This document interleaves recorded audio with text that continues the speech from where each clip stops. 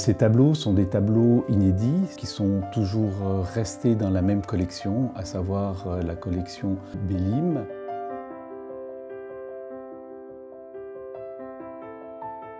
Madame Bellim était la nièce de Henri Laugier, qui était le compagnon de Marie Cutoli.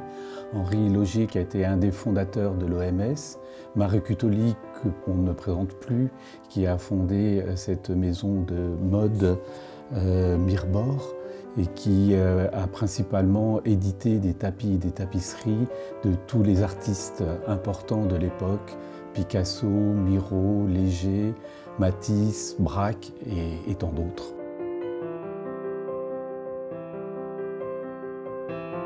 Cette composition de Miro de 1926, un tableau vraisemblablement acquis auprès de l'artiste, un tableau inédit qui est toujours resté dans la famille, c'est une vraie chance, c'est vraiment une réelle découverte. C'est un tableau qui a toutes les caractéristiques des années 25-27. La période onirique est caractérisée par la toute-puissance du fond, ce fond bleu, qui fait ressortir ces figures qu'Henri Michaud appellera le lointain intérieur. Nous sommes en pleine période surréaliste.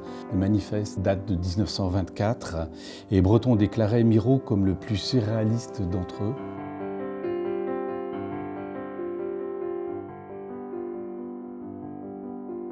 Un Fernand Léger inédit, inconnu jusque-là. Alors, composition typique de Fernand Léger des années 30, c'était ces éléments qui flottent un peu dans l'air et avec ce rappel d'un élément figuratif, c'est cette grappe de raisin. Ce qui est intéressant aussi, c'est que l'on voit ces traits de crayon, donc on voit un dessin préparatoire.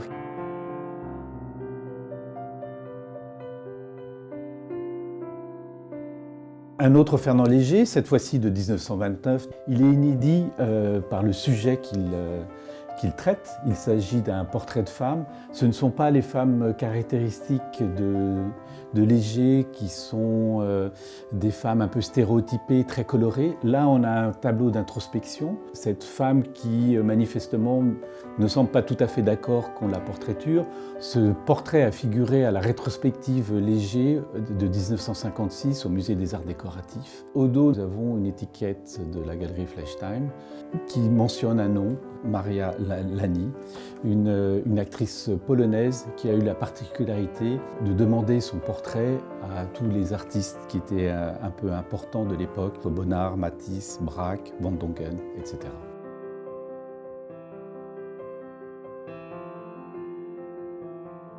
Maurice Utrillo a une très belle peinture de 1922 avec ses coloris qui sont très chatoyants. Un tableau très lumineux, c'est la gendarmerie de Bessines avec ce drapeau français qui flotte. Ces personnages qui d'habitude sont plus présents sur les toiles, là se fondent un peu plus dans le paysage. Ce qui est intéressant aussi, c'est de voir que Utrillo a contresigné au dos à la craie bleue.